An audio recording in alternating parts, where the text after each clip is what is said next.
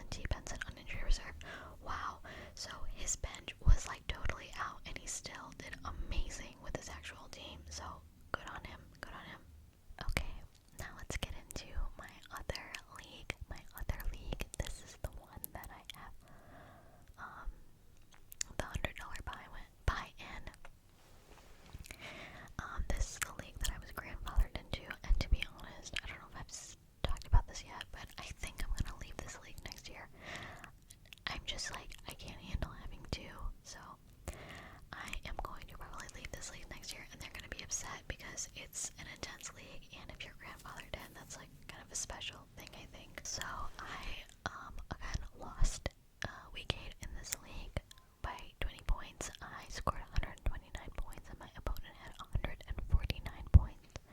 And I really wanted to beat Bro. In particular, I wanted to beat this person, so I'm pretty bummed out. He's the one that clowned me for taking Stephon Diggs.